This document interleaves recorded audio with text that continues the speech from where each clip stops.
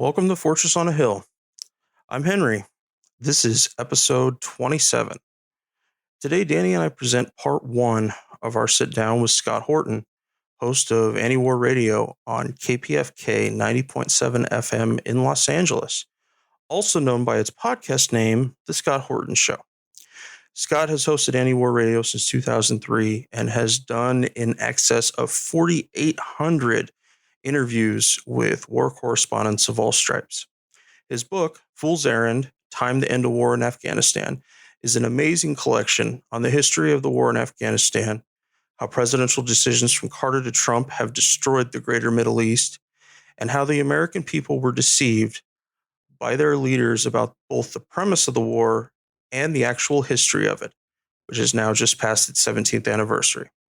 Scott is also managing director of the Libertarian Institute at libertarianinstitute.org and editorial director of antiwar.com, where both Danny and myself, but mostly Danny, have published pieces on the American war state. Scott has an amazing mind and recalls even the tiniest details about his research and reporting on Afghanistan, Yemen, Syria, Iraq, Somalia, and so forth. Please do listen to his show on 90.7 if you're in the LA area. If not, grab your podcatcher app and add the Scott Horton Show to your podcasts.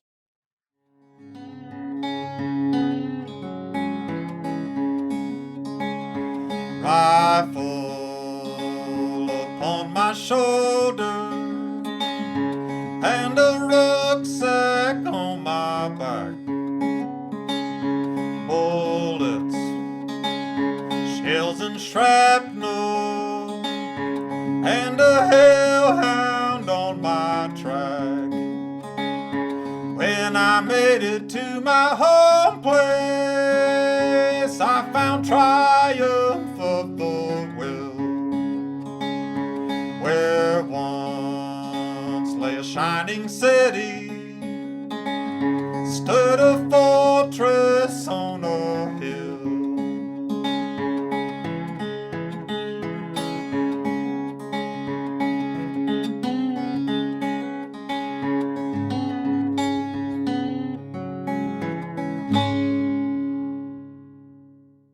Welcome to Fortress on a Hill. Thank you for joining us.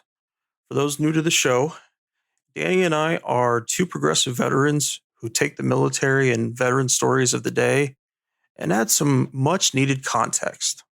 So, hey, Scott, thanks for coming on the show, man. I've been on yours several times, and we've just been really excited to get you on Fortress on a Hill. So thank you again. Hey, really happy to be here, and good to see you, Danny, and nice to meet you, Christopher. You too, man. So, you and I have talked about this before, but, you're not a veteran, and yet you've written this really important, I think, book on the war in Afghanistan. So this is, I guess, kind of a personal question. I guess what I'm interested in is, how did you come to a place where this, was so important to you? And how did you manage to write such an important book on the war, without having been there? Because the book reads like exactly what you're talking about, like you have a lot of personal experience. And so that's always kind of fascinated me and impressed me. Well, I guess I just kind of have an advantage in that I knew enough about the Afghan War of the 80s when I was a kid. And I knew enough about the narrative that I don't know if this is very popular anymore, but in the 1990s, right-wingers would say that it was the Reaganite arms buildup and support for the Mujahideen in Afghanistan and that war. They made Rambo 3 about it and everything that had helped break the back of the Soviets, give them their own Vietnam and all of that. So I already understood all that before the war started. And I already understood that Afghanistan is the size of Texas and has mountains and deserts and all this badlands and tribal warrior cultures that, the whole thing is stupid from the very beginning. And I remember actually I was driving a cab and one of the most prominent radio guys in Austin, at least at the time, I don't know anymore, was a guy named Bob Cole, who was the morning host on the country music station. And he's hugely influential. And I remember having him in my cab and he was just all gung-ho for every slogan on the radio about what's going on post 9/11 and everything changed and blah, blah, blah. And I'm going, look, man, these guys are already at the top of mountains shooting down. And, at the end of the day, it's no more possible for the U.S. Army to conquer Afghanistan, on any kind of permanent basis, then it would be for the Afghans or anyone else to take Texas or Colorado from us. It's just never going to happen. It's crazy to even want to try that. The goals of this mission should be a hell of a lot more limited. And then I've been on radio ever since then. I started my radio show, the interview. I mean, I was doing radio all along, but I started the interview show in 2003. And so I was just interviewing every expert that I could find on all of the wars. Really, so, in and out through this whole time. So I know Eric Margulies, who, spent the 1980s covering the war from the Mujahideen's point of view, fighting against the communists, who wrote War at the Top of the World. So I had him like first and foremost as my guide with the story. And then there's the great reporter Anand Gopal and, a lot of others who've done a lot of great work in just explaining kind of who's who. And I'm always looking for the balance of power among the political factions. And, part of it too, I think, is because I'm a libertarian and I'm very influenced by Austrian school economics, which basically holds it that government shouldn't exist at all. And that anything they do in the market is an artificial disruption that will have to be corrected for at some point. So I look at American intervention in the marketplace of Afghan power as being a distortion and a disruption to the quote unquote natural order of things, or as close as you could get in a country like Afghanistan. And that basically by invading, we're propping up people who need us to prop them up. Otherwise, we wouldn't be propping them up.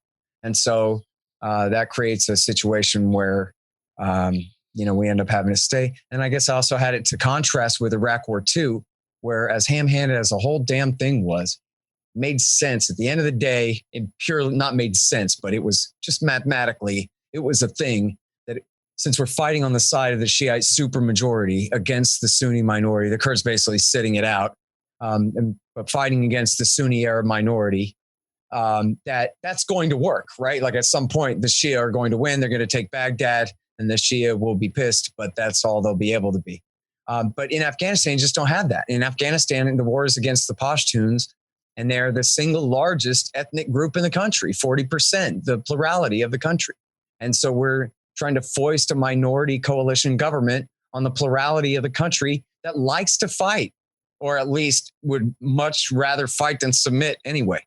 And so, that's what else do you need to know? And then watch that same war from Texas, lived in California for a little while, but watch that same war from this perspective all the way in, day in and day out for 15 years, 18 years, 17 years now, whatever. None of this is hard to see. I never was in a position where in 2010, I was like, didn't know. And so I thought, well, maybe coin will work. Like, no, yeah, I knew it would not work. Of course, I never had that problem of like getting over being wrong on it. I was right on it from the beginning. So when I wrote the book, I already knew my narrative. I've been covering this war along, talking to all these reporters on my show, which is a real cheat. Who gets to do that all the time? Interview journalists day in, day out like I do. And so I already knew the story. So I wrote the first rough draft and then I stopped and I read about 20 books about it. And so I took a bunch of notes and made some corrections to some things that were wrong and really fleshed out a lot of details and wrote it until I thought that it was essentially the same narrative I started with, but just was done by the time I was done, with that. And then I did send it to Patrick Coburn and to Anand Gopal and to Eric Margulies and to, Daniel Davis, who was, the heroic lieutenant colonel who blew the whistle at the end of the surge in 2012. Can't remember if I had Matthew Ho look at it for me. He was obviously experienced State Department in Afghanistan there after being a Marine in Iraq. But so I had, my best journalist guys that I know about Afghanistan read it and tell me I wasn't wrong. So, that was good enough for me to publish it. And it's gotten a really good response, from across the board. I haven't really had any kind of negative response, so that I can really think of. And it's been endorsed by, Douglas McGregor and Colonel Wilkerson, both colonels, and then Lieutenant Colonel Davis and Major Todd Pierce and Captain Matthew Ho and all these guys, but also a lot of enlisted guys too. And I've talked to a lot of enlisted guys. I've talked to Green Berets and Rangers and regular Army and Marines. My good friend now, Adam House, who is Army specialist from the Korangal Valley campaign in Afghanistan. And I'm going to say 2007 or 8, wrote a great review of the book and all of that kind of thing. So, I'm pretty proud of that. Well, it's so clear that you did your research. And, I've told you this before. I'm of the opinion that sometimes, guys who write from the perspective of solely their own experience in Afghanistan, Iraq, wherever, actually miss the big picture. And so in some sense, there's a benefit for like an outsider, for lack of a better word, to synthesize all this expert knowledge that you pulled in from journalists, from veterans, from the 20 books you read. And actually, in the end, that actually creates a more holistic and syncretic look at the war. And so, I'm always pushing back at the notion that my credibility rests on the fact that I'm a veteran. I like to think that my credibility rests on that, but as well as on like my broader study. And so that's what's so clear about your book. It was supposed to just be chapter 2 of the book that I'm now writing again, which is a book about the entire war on terrorism. But I mean, honestly, Danny, I just got stuck in the Afghan quagmire as people, as Americans are wont to do, I guess. And so, the first part of the book, getting into this mess, Carter through Bill Clinton, that was really the introduction to the whole terror war. And then chapter 2 was Afghanistan. And I just started writing it. And I guess I got it in my head that like some jerk from CNAS is going to read this. So I have to just double, triple, extra prove everything beyond any kind of shadow of a doubt. So I just got into too meticulous a detail. And so chapter 2 turned into 50,000 words, or I guess it's 100,000 words now. So I just said, oh, well, hell, I guess I'm writing a book about Afghanistan. But right. You're raising an important point, because I think a lot of people think if you're not a journalist who covered the Afghan war from Afghanistan and you're not a soldier, what the hell do you know about it? My best answer is, well, I covered it on the radio all along and I was right all along. So that's, something, but that's a lot better argument if that's my excuse. But then I can say, so that's how I'm able to speak to Afghanistan, Pakistan, Yemen, Somalia, Libya, Syria, Mali, Iraq War III, all these things. If I was a Marine in Afghanistan, I wouldn't be able to tell you about the rest of these things. If I had been a reporter in Iraq War II, I wouldn't be able to tell you all this other stuff about Afghanistan, Somalia, whatever. I kind of had to stay home to have sort of this holistic view of the terror war that, I'm not saying it's that unique. There's a lot of people who say the same stuff as me because they're also correct, right. All around here. So I'm not like trying to say it's that special or whatever, but I'm saying it would have been very difficult, right, for me to have studied what was going on with the Christmas war in Somalia in 2006 if I had been running around Ramadi at the time myself. You know what I mean? I might not have made it back at all. So. Right. Well, and it's so key that you see the linkages, because what I agree with is that you can't look at any of these conflicts in isolation. They're all connected. They're all part of the same sort of messianic American exceptionalist ideology and misunderstanding of the greater Middle East. So, I think it's really important that you see the connections. Yeah.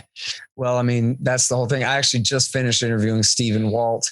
And I disagree with him on some things. He's not a non-interventionist the way I am, but obviously his foreign policy of realist restraint and offshore balancing is far more peaceful than the current American policy of hegemony. And in fact, I guess I was arguing with him so much about other stuff, I didn't really get a chance to say to him like how really eye-opening his new book is. It's called The Hell of Good Intentions.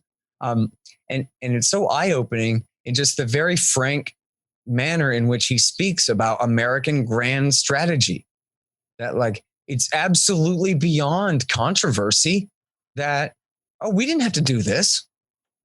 We don't have to have men with boots on shore in the Middle East anywhere. Some people thought we did, but nope, other people disagreed.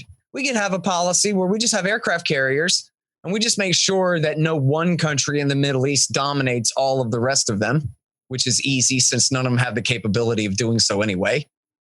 And so We didn't have to do this at all. It's just, see, what happened was there was a disagreement among policy intellectuals about what our grand strategy should be. And they all agreed that we should have benevolent, global, liberal primacy hegemony. But some of them thought that that means we need a bunch of Marines on the ground in Iraq. And some of them thought we didn't. Nah, it turns out we didn't. And I mean, I have to say, like, to me, obviously I'm up to my eyeballs in this stuff all the time. And that's my whole argument all the time. It doesn't have to be this way at all. Right. But then here, here's the guy from the Kennedy School at Harvard, or I'm sorry, I think it's the Kennedy School at Harvard teaching foreign policy, where, it's kind of beyond a controversial thing. He's just saying, well, yeah, of course we didn't have to do this. What happened was we had this grand strategy instead of that grand strategy. Now, like, to me, and knowing both of you guys are combat veterans, like, that sounds like a pretty bitter pill to swallow. They're like, but I thought that we were sent to defend freedom, to defend America from those who attacked it, from terrorists who threaten it. But now you're telling me, like, some kind of grand strategy for primacy in Eurasia. Like, what does that even mean? We're the middle part of North America. How could that be what my friends died for over there? You told me Saddam was going to give chemical weapons to Osama, and we needed plastic duct tape and sheeting to cover our houses because they were coming this way. I don't know how the hell they were going to get across the Atlantic, but anyway. So yeah, I mean, that to me is like, it just goes to show that when the adults are having their fancy brunches at their country clubs and their little meetings, and they talk about this stuff, that, as he put it, it's no conspiracy to them. It's just consensus. It's just what they agree is the right thing to do. And the fact that the way they frame it to each other of what they're doing is not quite the way they frame it to you, well, doesn't even amount to deception, really. It's just, that's kind of how it is. Come on, boys, we got to go defend the people. So I think we have to deliberately get away from leaders who say out in public, like Hillary Clinton did, that I have a public persona and I have a private persona, and doesn't allow people to see the actual difference. But with the first iota of that, you're done. You're gone. We're not going to play this game anymore. Yep. So in reading Fool's Errand, which I really enjoyed, especially that you read it, it made it more personal, more emotional, listening to you tell the story. I learned so much about the war that I didn't know, but specifically about Pakistan being involved and about the embedded Pakistan officers that got evacuated prior to major U.S. operations starting, the Saudi Arabia directly funding the Taliban at one point. And the worst part of it, and this goes to what we were just talking about, was the mention about Bruce Riedel conflating al-Qaeda in Afghanistan with the Pakistani Taliban, with the Afghan Taliban, and creating this justification that if Obama had been shown that this is the reality, maybe it would have gone differently. But what I'm trying to get at is about what presidents actually know and what they don't know, and how that their own cabinet keeps that away from them at times. Yeah. Well, and, the whole policy has been completely incoherent there. When the Saudis and the Pakistanis started backing the Taliban, that was with the full approval of the Bill Clinton administration in the 1990s, because, people often confuse the Taliban with the Mujahideen who fought the war in the 80s. And some of the leaders of the Taliban did, in fact, fight in the war, but they weren't really the Mujahideen warlords who led that fight. Yeah. And that was more people like Haqqani and Gulbuddin Hekmatyar and these other guys. And so and for that matter, Massoud, even though he was actually a double agent working for the KGB all along, he was the guy that ended up leading the Northern Alliance group in the north. General Dostum, the current very powerful warlord and vice president, was a member of the Communist Army at the time. But anyway, so at the end of the war with the Soviets, the Mujahideen all went to civil war with each other, fighting over the capital. Hekmatyar is called the Butcher of Kabul because he killed about 50,000 people just lobbing artillery shells into Kabul for like a few years or something, trying to take it over in the early 90s. And then it was all just the worst gangsters and criminals and warlords who were taking over the country. And so in 1994, the Taliban, who were the religious authority, part of this is the Russians had killed so many Pakistani tribal leaders that their whole system of power was completely broken. The reason the criminals were getting away with so much, these warlords, was because all the tribal leaders who had the authority really to stop them were dead. And, the Russians, the Soviets killed 1 million Afghans in that war, 1 million of them. Wow. And so, that their whole systems of their culture, and authority had been completely broken. So then Taliban rose up with the support of the Pakistanis and the support of the Americans to instill law and order and to create a monopoly government there.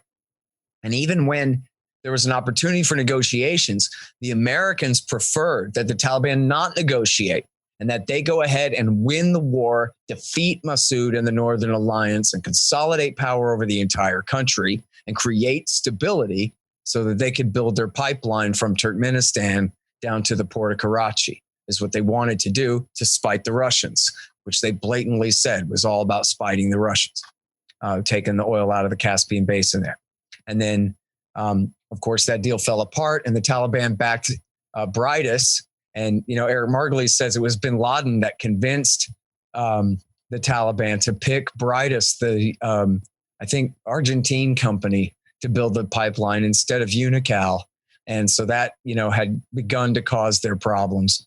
But in the Grand Chessboard, Zbigniew Brzezinski wrote in 1997 that America's interest in Afghanistan is clear. We must back the Chinese, Pakistan, Taliban axis to keep the Iranians, the Russians, and the Indians out. And then, so just 4 years later, begins the exact opposite policy, fighting for the groups that are backed by Iran, Russia, and India against our friends, the Taliban and the Pakistanis. But then this really goes to your question.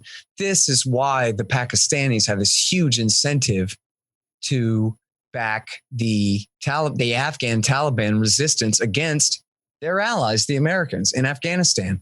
And that is because America is pursuing an interest that's exactly the opposite of what Pakistan wants in creating a monopoly government allied with India. Because Pakistan's overriding concern is war with India. And if there's war with India, Afghanistan is their strategic depth. In other words, they flee across the Khyber Pass and hope that India won't nuke them in Afghanistan too, basically, in the event of a war. And so they have to keep the Taliban at play in Afghanistan to prevent Kabul from ever really consolidating control over the country in a way that would give the Indians this huge advantage over them. And then, so what do the Americans do? I don't know. I'm trying to remember about under Bush right now, but Obama and Trump both have done the same policy, which is, we're going to bring in the Indians more. We're going to have them train the Afghan troops, which are, basically a Tajik army, and we're going to ask for their support. Of course, we have all these sanctions on Russia, so we have to get the Indians to buy Russian helicopters for us to give to the Kabul government, because the Black Hawks, they can't maintain. We can sell them, but we can't, they can't really use the Black Hawks. So they need these old Russian helicopters. But anyway, and so this is our punishment against Pakistan for backing the Afghan Taliban. But this is their motive for backing the Afghan Taliban in the first place. And so we just go around and around and around. The more we ask the Indians to help us prop up the Kabul government to protect us from, and India and Pakistan are both our allies, right? And that's the joke here, right? Is we have an ally backing our enemy to prevent us from helping our other ally consolidate a position in the country. So we ask that second ally to come and consolidate their position in the country, which motivates the first ally to back our enemy and all over again. So is that clear as mud? So you wonder why this thing's been going on for 17 years. There you go. This is the policy. Oh, and by the way, the tax man in half the country works for the Taliban, and America pays taxes this whole time. America is paying protection money, literally taxes, to the Taliban to let them travel and bring supplies and everything across the country. How do you get stuff to Helmand province? There's giant mountains. You have to go all the way around the Khyber Pass through Pakistan, and then all the way you have to drive these trucks hundreds of miles down to Helmand to get to supply the Marines there. You can't do it all with Chinooks and stuff, know? No. And so they're paying the Taliban hundreds of millions, even billions of dollars in protection fees, financing the entire enemy side of the war just for the right to fight the war there.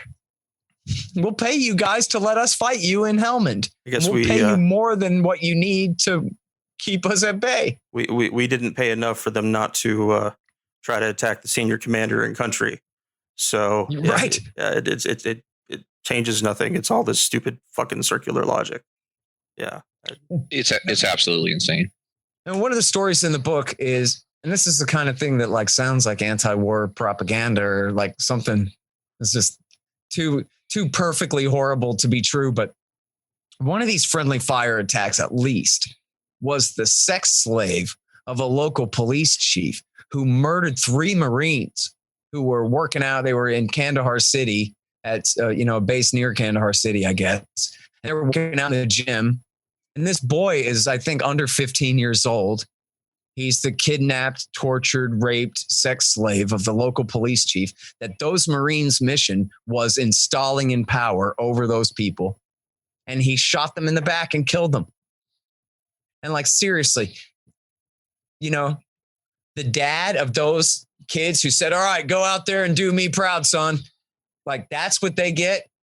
Their son shot in the back by the sex slave of the guy that they were installing in power over the people of Kandahar City. And I'm not actually certain at this moment whether it was Abdul Razak at the time.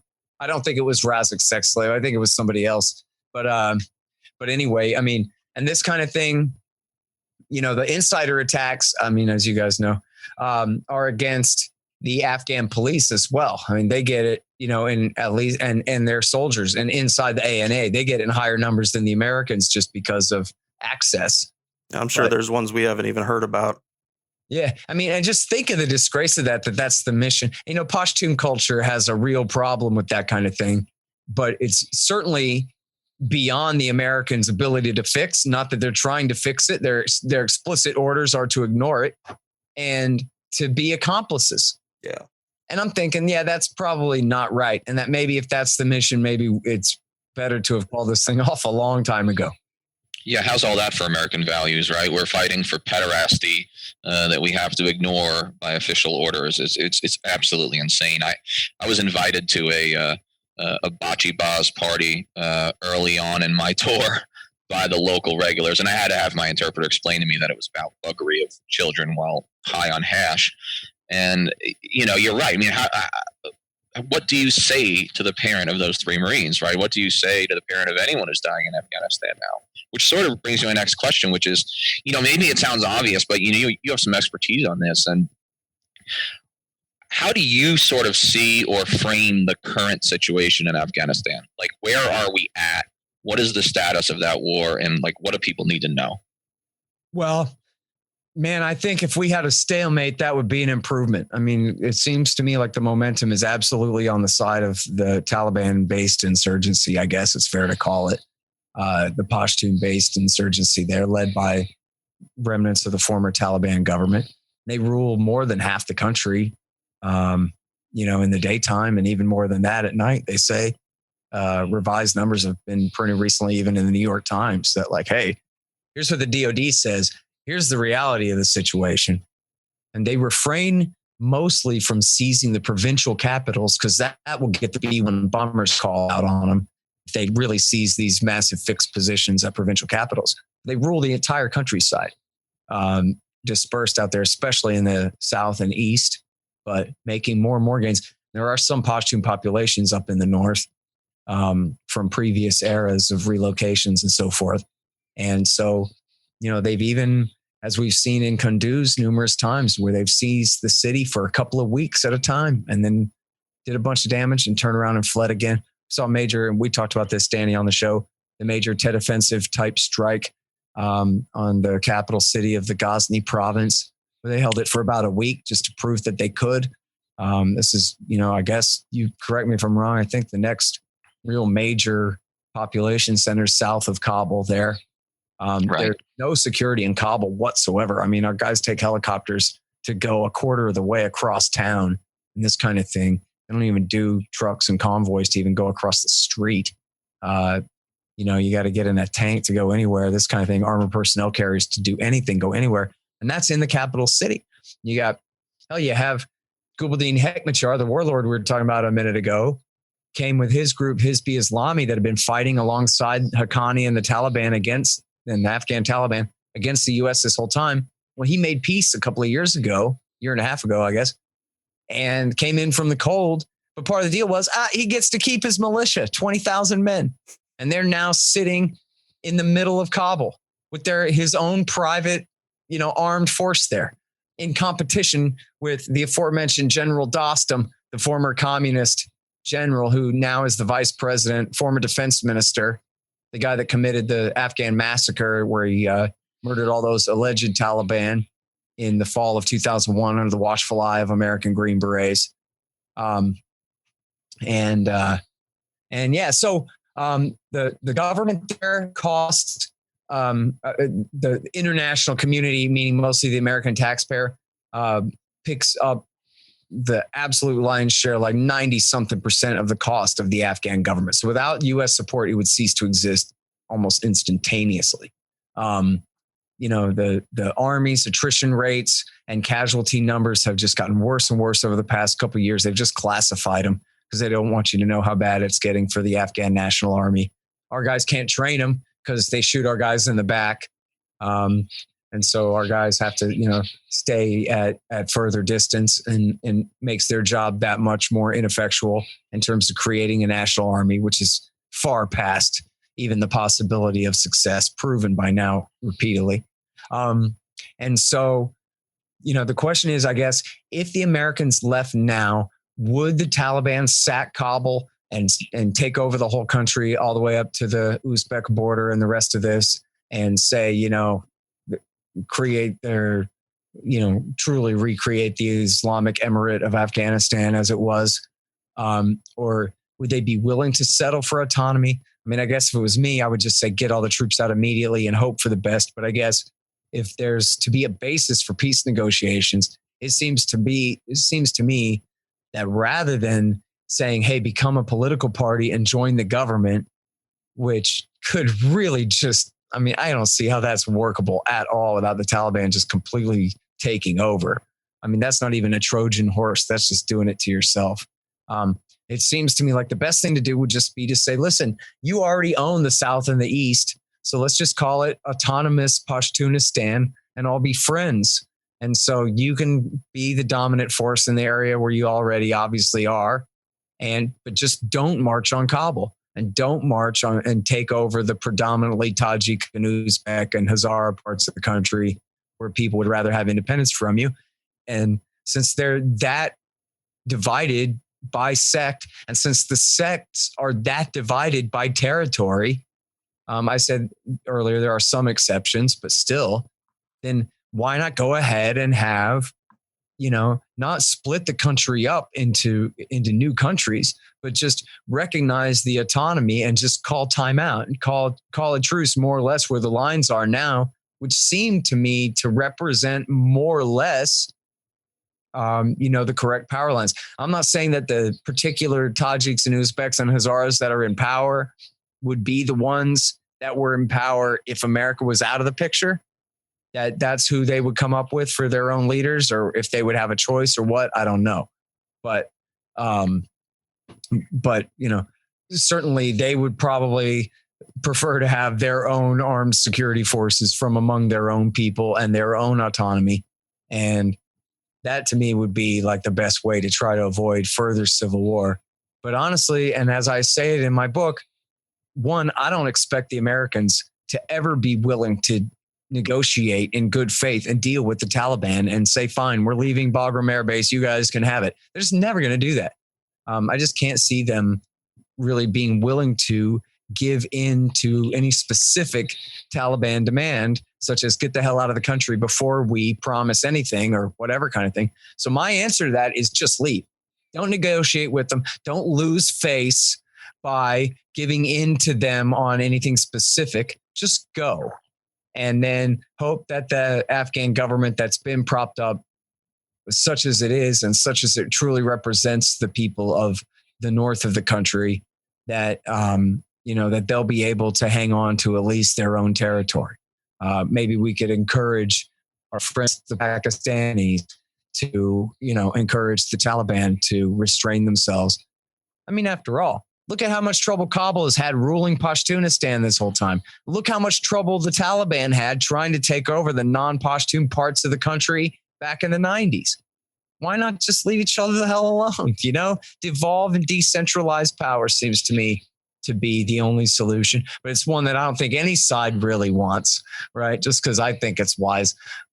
Kabul wants to win, the Taliban wants to win, Pakistanis want their way, the Iranians want their way, the Americans want their way. And so, I guess I hate to say, but I'm predicting the worst for a long time to come here. I don't think the Americans are leaving. I think that Trump wants to leave, but I think the Pentagon's just not going to let him.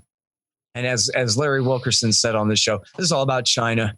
This doesn't have a damn thing to do with Pashtun this or Hazara that or the Indians or the Pakistanis either. It's all about the Chinese want to build a freeway through here one day, like in 100 years or something. And so Right. you have to stay to block that, because if Eurasia trades, that somehow is a zero-sum game that hurts American primacy and hegemony and dominance and blah, blah. It does seem like strategic inertia is really just behind this whole thing. I mean, there's no longer any actual argument for staying that makes any logical sense.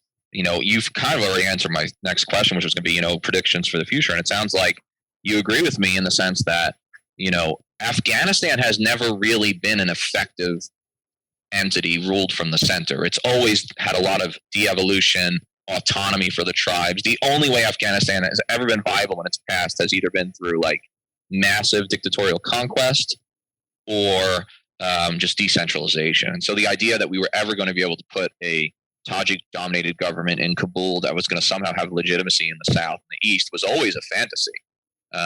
So it sounds like what you're saying is, whether we like it or not, whether we agree to it or not, there's going to be some sort of division along geographic and therefore sectarian and ethno-sectarian lines. Mm-hmm. So we need to just accept that and move on. But I agree with you that the, quote, deep state or the bipartisan consensus on American interventionism is just never going to accept that, whether it's in the Pentagon or the Congress.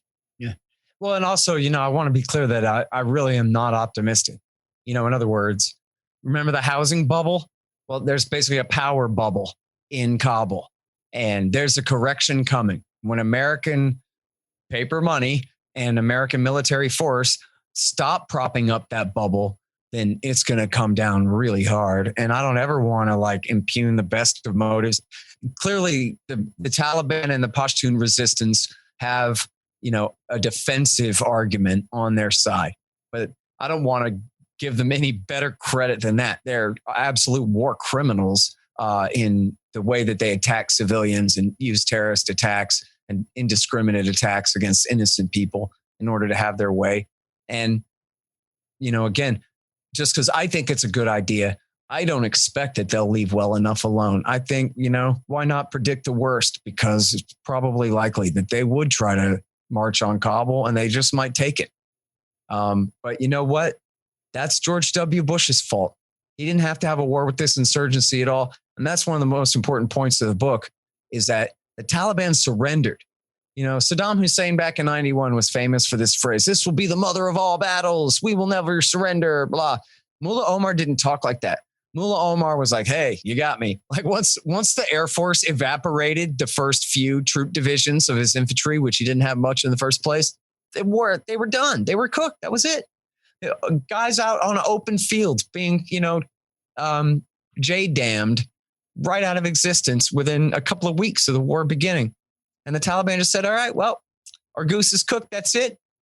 They left the field, and America installed a new government, and they were wise enough, I guess, Zalmay Khalilzad said the new leader has to be a Pashtun from the Kandahar district, or Kandahar province. So they brought in Hamid Karzai, who was the son of a prominent Pashtun tribal leader. And so Mullah Omar recognized the new government as Islamic and legitimate and said, basically, uncle, that's it. And he authorized virtually his entire cabinet to sign on to this letter surrendering and saying, some of them saying, I think basically they said, we would like to participate in the new government in some way, but it's not an ultimatum kind of thing. We're just saying, leave us alone. We're done. We quit. We're not fighting you. And that was in the first. And Anand Gopal he's the guy that gets the credit for all of this. His book, No Good Men Among the Living, and his reporting for the Wall Street Journal and the Christian Science Monitor. I mean, he's really the best on this. And it took years, really took till 2005 or so for the army to go out there and cause enough trouble that they really created this broad-based Pashtun resistance against them in response. And it's out of the mouths of the soldiers themselves. They get there for a war on terrorism that had been won in the first couple of weeks. But here we are, we're a brand new Ranger division rotating in country. And you're telling me we don't have anybody to fight? Where are the bad guys? Show us some bad guys. And so, whichever landowner or whichever politician or interested party or just neighbor with a grudge says, there's your terrorist enemy over there. And then the U.S. Army up and goes after him. And little do you know, they kill a bunch of innocent people, of course. And the next thing you know, things in that part of that district, in that province, are getting a little bit worse. And it took years and years and years of that before there was really a broad-based resistance against the Americans. So, I don't know that the Kabul government would have ever really been able to consolidate power over the whole country. But, we can't know the counterfactual. But in this version of reality, George Bush's army picked this fight. And they absolutely did not have to. And it's the same thing everywhere. In 2016, I interviewed Betta Dam, who's a journalist from the Netherlands, who's, been all over Afghanistan a million times and this and that. And she's telling me all about Nangarhar province, where now we have so-called ISIS-K, which are really a bunch of old Pakistani Taliban guys. But they're so-called Islamic State there in Nangarhar province. This is the area near Tora Bora where Osama got away back in 2001. And she's saying, so listen, ever since these guys called themselves ISIS-K, the Green Berets and the U.S. Air Force have been in there, bombed the hell out of them. And all it's done has made matters worse. It's gotten their organization bigger and bigger. It's grown it more and more. And the bigger it gets, the more air power and the more Green Berets they send in to fight them. And they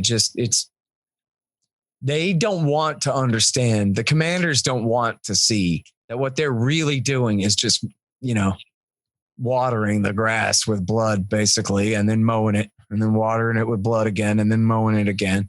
And instead, it's just, well, here's some bad guys. What are we going to do? Not hit them? We got to hit them. There they are. We'll hit them. And then, and then she's right. Now look at us after 2 years since she said that and reported about the beginning of the war against ISIS in Nangarhar province. They're bigger than ever. Just as she said that they would, that they come in there. Even General McChrystal, the leader of the surge under Obama, said it's insurgent math. For every one you kill, you get 10 more. For every two, you get 20. And he was talking about killing actual fighters who are also, let's be honest, they're civilian militiamen. Just because a civilian has a rifle doesn't make him a professional soldier. These are civilian militiamen. We say, oh, they're fighting aged males or they're, military aged combatants or insurgents or whatever to deprive them of their humanity, separate them from civilian women and children, which they are, I guess, to a degree, but not the way that they try to play it. And so, but not just them, but, and then, so the soldiers or the fighters, the insurgents, when you kill one of them, you get 10 more. What happens when you kill their wife and kids? You get even more than that. And that's General McChrystal himself, insurgent math. That was the basis for the coin. Now, the answer of using counterinsurgency is completely stupid. But the argument against the previous strategy by the coin proponents made a lot of sense, right? Which was, we don't have good intelligence. We're just bombing and killing innocent people, or we're bombing and killing low-level ranking guys that are doing nothing to really help the policy forward. We're just kind of on autopilot doing this and based on bad information. Now, their solution was we got to send in 150,000 guys and then we'll have enough information. Then when we have so many infantry on the ground, they will have good enough intelligence then to tell us who to kill. And then that way we can very carefully target the people we're killing so as to absolutely minimize this insurgent math, minimize this blowback and backdraft consequences from our actions making matters worse, but really try to just clean up the very baddest bad guys and win over the rest of the population. So that part of it obviously is silly. Even it's so bankrupt and ridiculous to win over the part of the population. And even the part where if you have 150,000 men on the ground, they will then have good intelligence to tell you who to kill. That part is all ridiculous, right? Forget all that. But the first part about we don't have good intelligence, we're just killing people, we're not even sure who. That part is absolutely right. And it was Michael Flynn, Trump's first national security advisor, who was at that time Stanley McChrystal's right-hand man. And he derided the current policy as anti-insurgency, which is the poor idiot's game, which is the dumb, cashiered, fired, and out of here yesterday's general's point of view about how you fight this war. There's the enemy, fight it. No. That's too simple to be smart and work. What we need is this sophisticated counterinsurgency, hearts and minds doctrine instead. But in identifying the flaws in the just kill the bad guys approach, he was 100% correct. And anyone can read. He actually, and it's caused a lot of waves at the time, that he published a thing at the Center for New American Security when he was still, an active duty Army general, I guess a 2-star under McChrystal. And he wrote this thing about how bad American intelligence is in Afghanistan. And if you read, the whole thing is basically a setup for that's why we need a massive escalation of men and intelligence and everything else. But in his criticism of this, of what are we doing over there, it's just right on. And then contrast that with Donald Trump, according to the Bob Woodward book. That's a pretty big caveat, I admit. Right. According to the Bob Woodward book, Trump said, why do we even need a strategy in Afghanistan? You don't need a strategy to kill people. Just kill them. He's not wrong. That's it. And in fact, I mean, to a degree, that's true, right? Like if you carpet bombed and killed all the Pashtuns, then all the Pashtuns would be dead and there'd be no one left.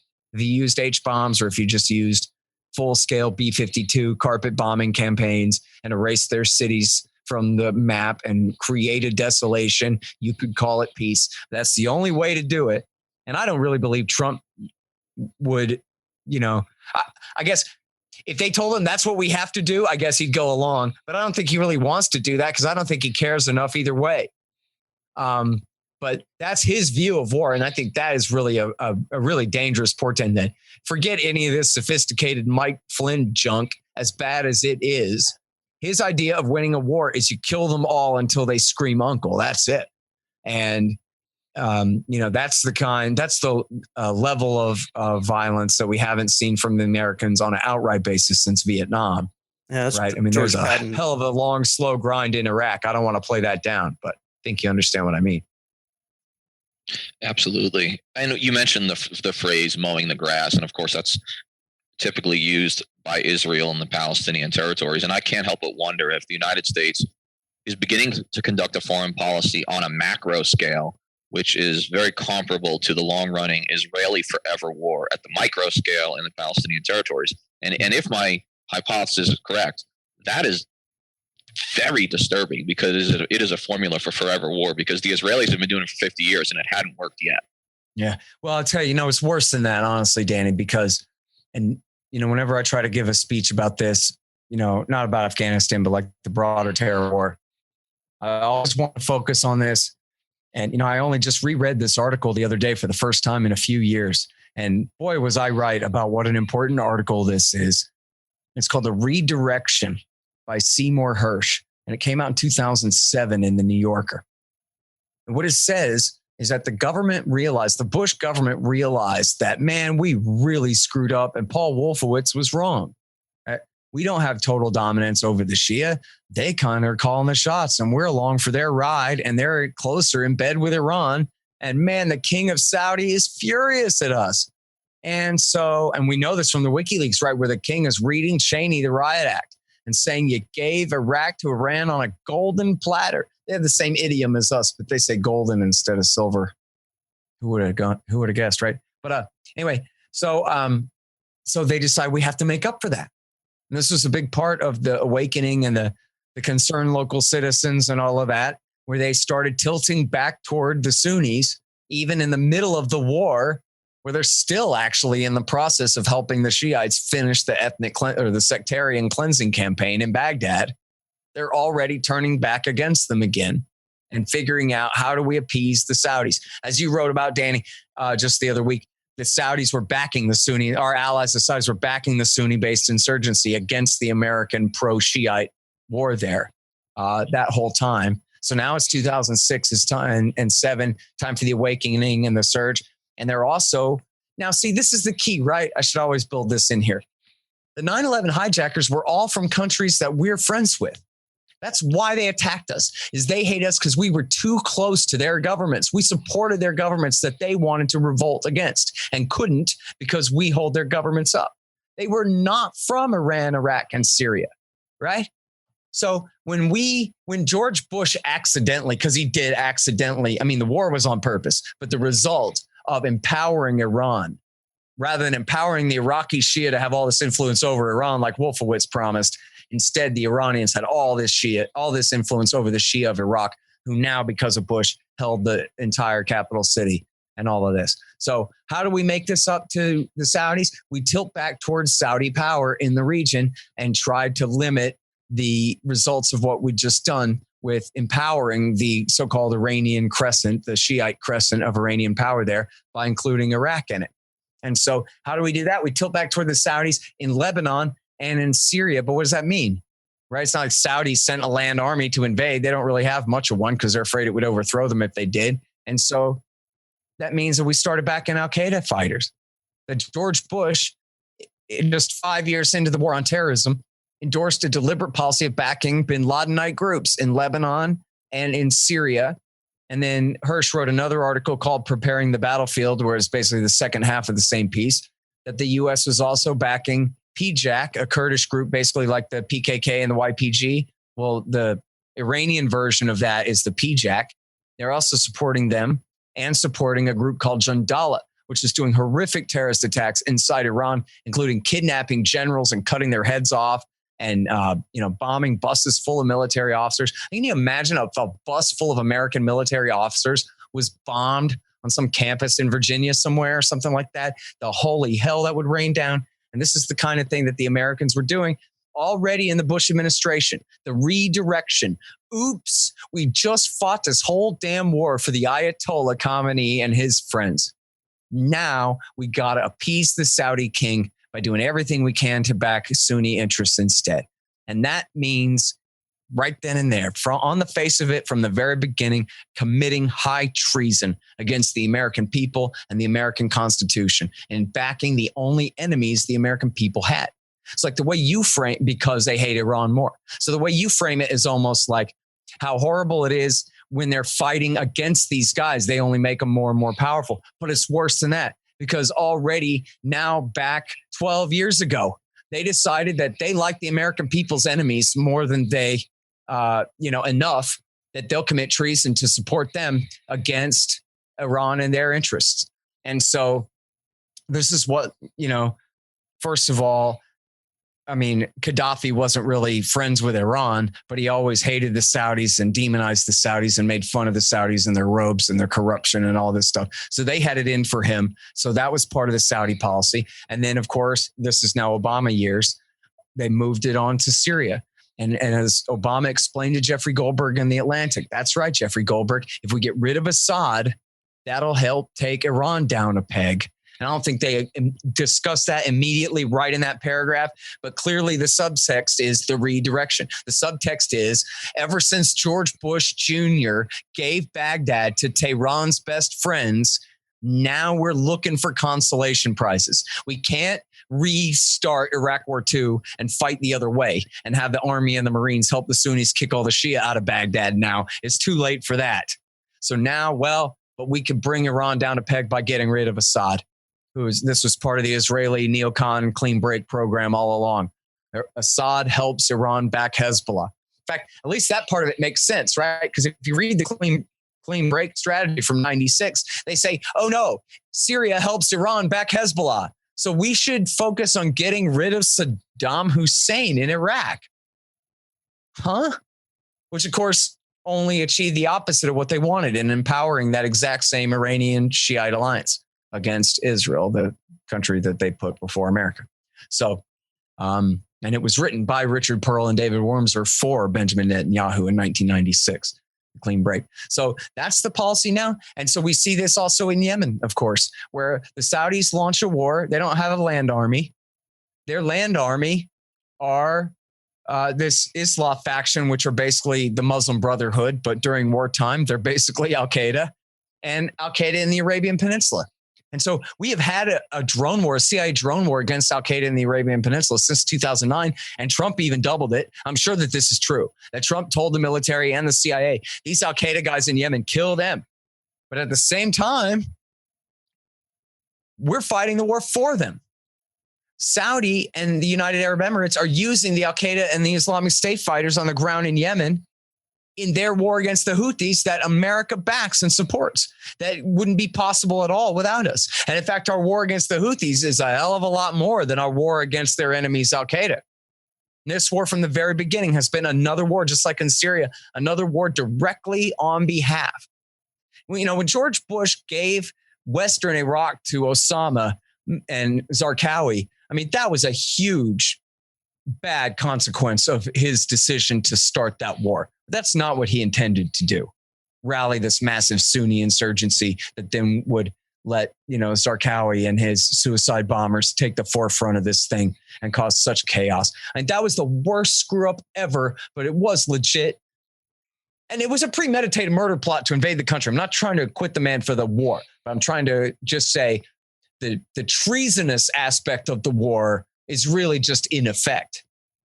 But when Obama started the war the way he did in Syria and in Yemen on the side of the Saudis and their Al-Qaeda shock troops against their Shiite enemies, that's just treason. There's nothing else to call it. And it isn't because he's some secret Muslim from Kenya. It's because he's Bill Clinton. He's Ronald Reagan. This is what we do. We serve the interests of Saudi power because he's George W. Bush.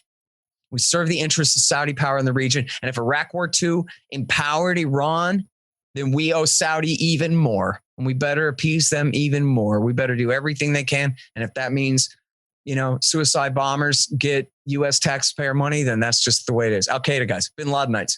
I mean, in Syria, the al-Nusra Front, they're sworn loyal to Ayman al-Zawahiri, the butcher in New York City. No question about it. The leader of Al-Qaeda. He's the one who gives marching orders from him to Jolani to the rest of the ranks. That's who they are. Sworn bayat, blood oath loyal to the enemies of the American people.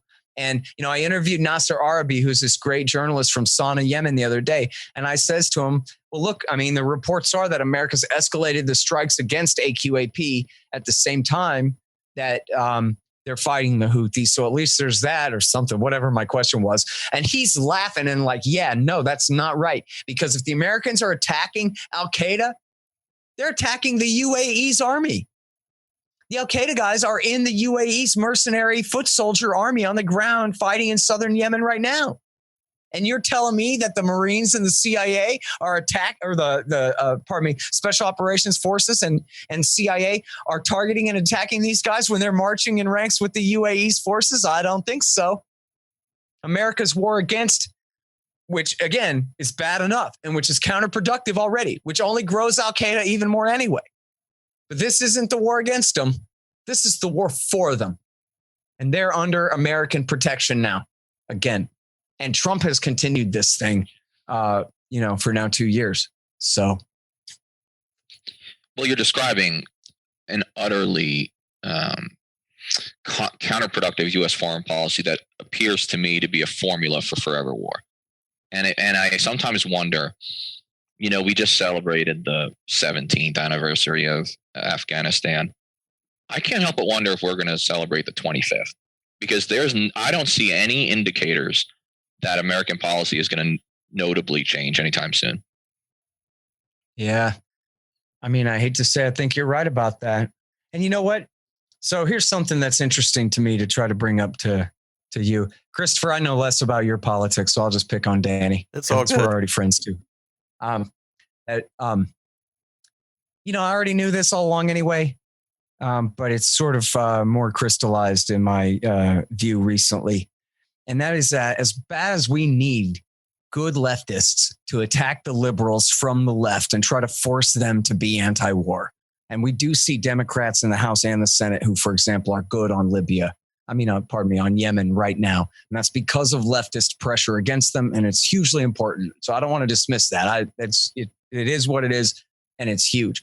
But it kind of goes without saying, doesn't it, in American society, that liberals, broadly speaking, I don't mean in power in DC, but I mean the real human beings out here in the country, are anti-war. If nothing else, just kind of as a legacy of Vietnam. They don't favor it. Now, if Obama's doing it, they'll look the other way. I'm not saying that. But they're not really the biggest cheerleaders for the war. And the idea basically is that they would always be anti-war, even if it was like a really good one. That what are you going to do? Ask a bunch of hippies to lead the charge or something like that, right? It's up to tough, macho, right-wing soldier dudes to go and do all the fighting. And so therefore it's up to the right to make the decisions about what's important. So, any anti-war argument any of the three of us ever make, the right-winger's immediate rejoinder is, of course, oh yeah, well, what about security? Right? Because somebody around here has to be the tough guy and do the protecting. I'm talking to two combat veterans. I think you guys know what I'm talking about, right? So, but the thing of it is that, so that's where we got to meet them. And that's where we have to win the argument, is on the right. Because the common conception for everyone in America who's not a liberal or a leftist is basically that it doesn't matter what their view is, because it's going to be kind of unchanging. What really matters is what the common American conception is, the common understanding of what does the right think. And more importantly, when Trump, who is the one in charge here, when he's spacing out and looking out his Oval Office window, and in his imagination, the American people are out there, and particularly Republican voters are out there, what does he think they think? He doesn't care what a bunch of whiny liberals think. He only cares whether the right says, yeah, kick ass, or whether the right says enough is enough already. Let's go ahead and call it off, because I don't think we can have wartime all the time, or whatever it is, right? So I think it's, really incumbent on us to and it comes easier for me because I'm a libertarian. So my personal opinion of my own opinions is that anything that right-wingers are good on, I'm even better.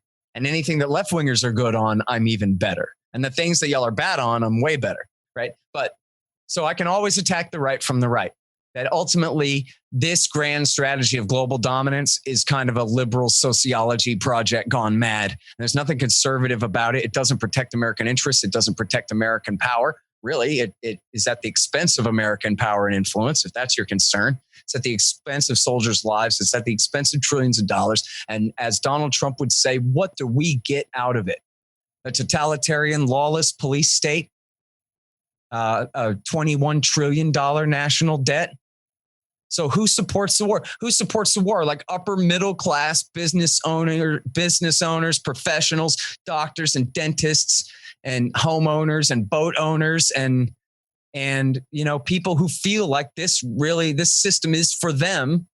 They're the ones who support the war, and they're the ones whose opinion matters when they turn against it. And so let me further this one more thing. I'm sorry, I'm rambling here, but here's the real point. The right wingers are just about over it now. Jeb Bush brought out George Jr. to run with him in South Carolina. He got last. Donald Trump denounced the Iraq war in South Carolina, the most heavily militarized state in the Union, and said Bush lied us into war in the debate. The next day, he got 2/3 of the vote. The other 17 candidates got 1/3. And Jeb was destroyed. And Jeb had brought Junior out to say, hey, remember me, the guy that lied you into war and got your little brother killed and all this? And it absolutely was. It went over like a lead balloon. It was a huge disaster. And the way that he won the presidency, well, it didn't hurt. That even though he said a lot of hawkish stuff about killing people and killing terrorists and stuff, he also attacked Hillary Clinton for all the reckless wars of Bill Clinton, George Bush, and Barack Obama, because after all, she was a little bit responsible for all of them, wasn't she? And that she was trigger-happy Hillary, in on this consensus of liberal do-gooder, know-nothing, know-it-all, school-marm interventionism. They're putting America in the role of the global policeman, as right-wingers put it, and the role that we should not be playing. And here's my concern.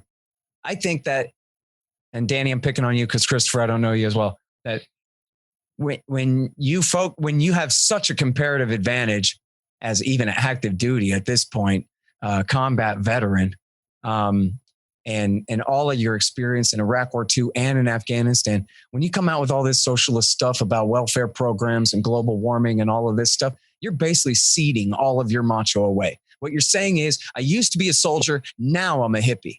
Now I'm Jane Fonda. Now I've gone soft. Now, I'm, these are all like not words you're saying out loud. I'm just saying it's impressions people get. Is that like at Vietnam, the soldiers who came home and turned against Vietnam War, the stereotype at least is they grew their hair long, they started hanging out with leftists, and they started hating America itself and whatever kind of thing that basically negated everything important they had to say about the war.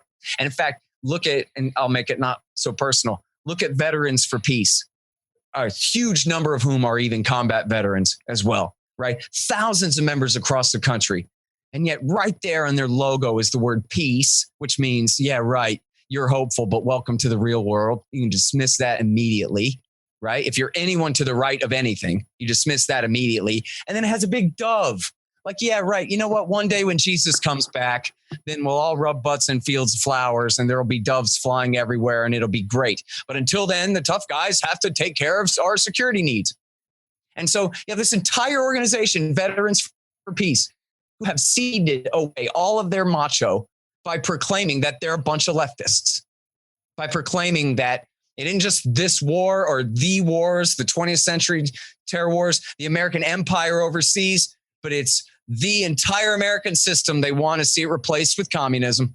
I just saw a thing the other day where it's the guy on the board of directors of Veterans for Peace is Tom Morello from Rage Against the Machine, who I actually respect. But I think that's really the wrong job description for him, to have an avowed communist saying, yeah, that's who anti-war veterans are. Guys who come home from the war and turn into communists. And meanwhile, look at the comparative advantage. You just drop all the socialist crap and just stick to the war and talk to right-wingers, like you too are concerned about security. And that's why you're anti-war, because this isn't working. This is the wrong thing to do. And I think just take the opposite example. What if Veterans for Peace, because they were all a bunch of Army and Marines and stuff, what if they really were all very conservative? What if they didn't have leftist leadership? What if they didn't have peace and doves? And what if they didn't, go around whining about democracy and public education funding and stuff? And what if they were right wingers, basically? What if they were flag waving, Jesus believing patriots? And they were just saying, listen, we are tough, but we're also smart. And so we've had enough of this. It's wrong. You're sacrificing soldiers for nothing, for things that we know are wrong already, and we're going to keep doing it. No, that's the argument, right? And so that's my encouragement to you guys is like, and I'll teach you about libertarianism too and divorce you all this socialist economic nonsense anyway. But that's not really the point. The point is y'all's comparative advantage is in attacking the right from the right and caring so much about American security that you want an end to the empire immediately because it's the most counterproductive thing you could do if you're trying to keep the American people safe and free. With that kind of argument, I think we can get a hell of a lot further. So, I totally agree with you.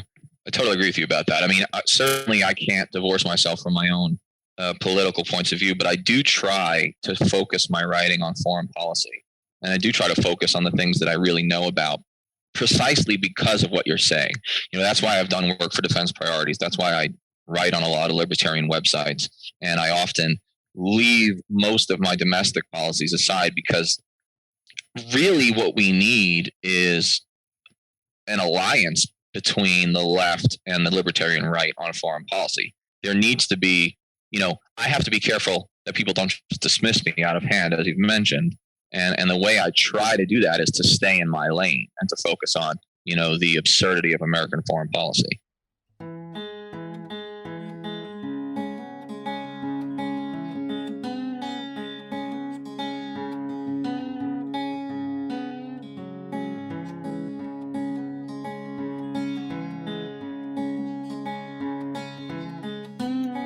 Hey everyone, I really hope you're enjoying the podcast.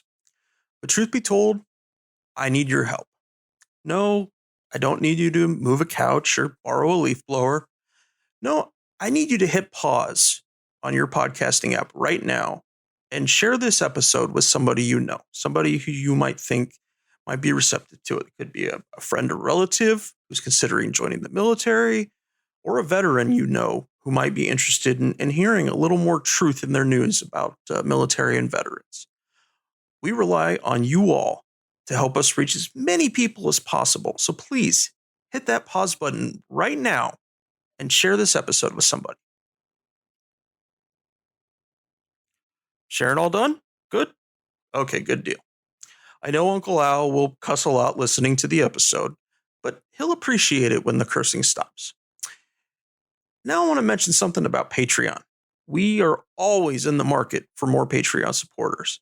So if you get the chance, please come out and support us. You can support us for as little as $1 a month. And what do you get for your dollar, you ask? Well, you get a 1-minute drop on any topic you choose once a month. Just email us your question or comment, and we'll give it the old Henry Danny breakdown on air. Guaranteed to have 60 seconds of our time. We may spend more on it. We prefer to do military and veteran topics, but whatever topic you think might be pertinent. And we may spend a whole bunch more time talking about it, depending on the topic. And for contributors, a bit north of $1 a month, we have some bonus episodes, some essays of mine, and a few other things as well. We're still in the process of building our rewards. So if you have any suggestions for Patreon rewards, please let me know. I'd like to take a moment here and thank by name our 4 honorary producers that are supporting us on a Patreon. And they are Matthew Ho, Will Arens, Gage Counts, and Fahim Shirazi. Anyone who contributes $10 or more on Patreon each month will be listed as an honorary producer. To everyone else who contributes on Patreon, thank you so much as well. Your response has been really wonderful.